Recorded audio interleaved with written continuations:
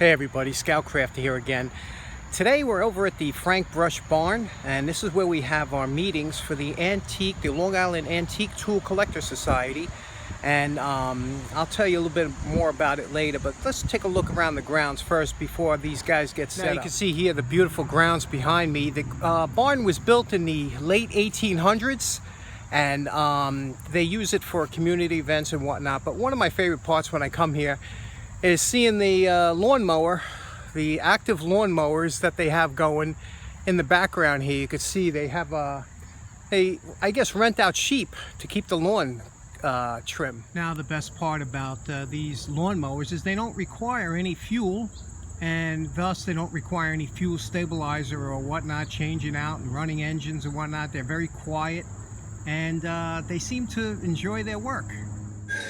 So here we are inside the barn. It's about 5:30. If you look around, you can see the table. We're just starting to get set up. It really don't kick off till about 6 o'clock, but you can see the early bird gets the worm. So obviously I'm there early. And you can see here this different setups we have here that guys are starting to just bring their boxes in from the cars and set up on the tables. Here's a beautiful $2 table. Look at this. Everything on this table was $2. It had all kinds of beautiful tools. The one next to it, that's a $5 table, and the prices are always very negotiable. These guys are some of the best guys you'll ever meet. Nobody's here to make a lot of money. Nobody's here to resell. It's just we're tool guys. Here's Dave's table. Dave has some, look at this nice little $3 hammer from, he bought that in college for a geology class from Germany. And there was a lot of nice. Here's the sockets for $5, a can of sockets, and those locks were $3. Some NOS. Here's a saw I bought at the $2 table from Japan. You'll see that later on. But if you look through all these crates and boxes and toolboxes, you go through the drawers, and there's drills and taps and dies and anything you can imagine. Super, super cheap. Bunch of, like I said, you couldn't meet a better bunch of guys than you have here. There's a beautiful breast drill. That's a ratcheting. Nice pony vise here. Here's a nice little swivel vise that was less than $15 for a small swivel vise, but real nice shape. And all different tools, and everybody has the same love and affection for this stuff. Now we're getting a little bit closer to start time. You could see more people coming in, more tables set up. And my problem with vices, I gotta stay away from the vices. I got too many, but man, did I want that. And other clamps. This is Chris's table, great guy. Socket sets and whatnot. Oh, look at this little Billings wrench. Jeez, do I need another Billings wrench? Let me think about this.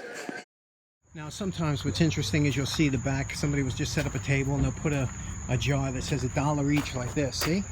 Now, anything on this table is $1. So this is the dollar where guys don't want to bring it in or whatever. They just leave it here. And, you know, rather than throw it out or whatnot.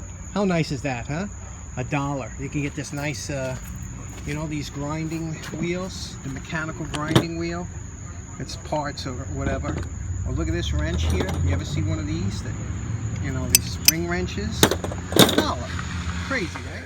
Well, at the clamp table, this gentleman had some great clamps. Look at this nice little screw vise for $20. Those things last forever, and they really do work well.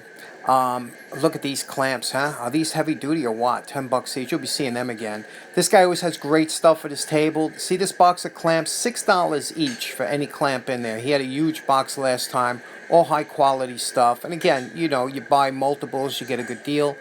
We're getting closer to the start time. This is about starting time now. And you'll see a gentleman here with the blue shirt and jeans right there. That's Jamie. He's the one that runs this show, and he does a great job. I met him about 20 years ago. What a nice guy. He's a bicycle designer and had his own bicycle shop, had high-end bikes. He's a mechanical engineer, more or less, and has been doing this for years. All these cans here, and look at that vulcanizer for the tires and whatnot. That's really interesting. But there's some of these guys, they put up, it's like almost like a display when you come here for some of their tables. It's so nicely done. Look at these two vices, huh? $30 and $25, and a swivel table, a rotary table.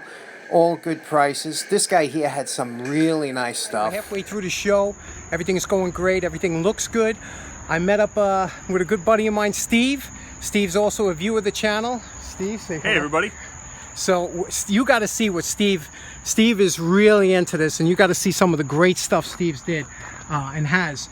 First of all, Steve picked up some vices. He goes to a lot of estate sales and whatnot, and look at these awesome vices that he has picked up, Charles Parker and whatnot. Here's one he just restored, he brought to show me, and how beautiful is that?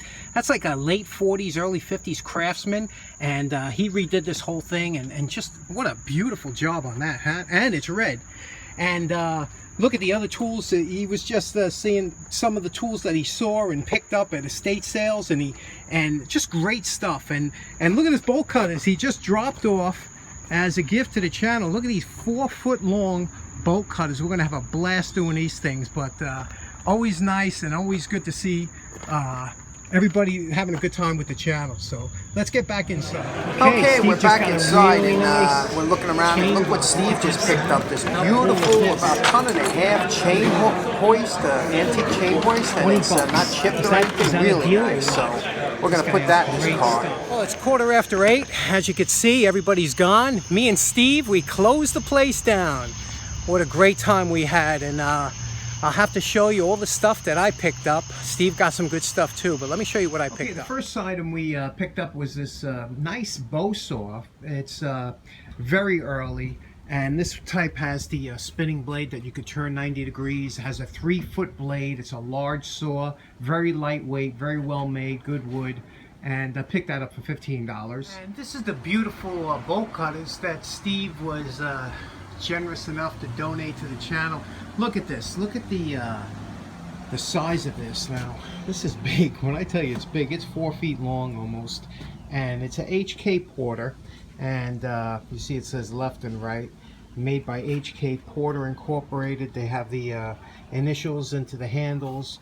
This will be a really nice restoration, but it definitely is going to need some soaking to get all these bolts and everything apart. That's definitely going to take some time. And the next thing we picked up is this nice Miller's Falls. You can see there, Miller's Falls Company, a nice breast drill. And I have a problem with these, and the problem is, as you can see, I can't resist these things. They're $5. This one was $5, and when I see them, I cannot pass them by for $5. I don't care if I get a handful of goods, I have to pick it up.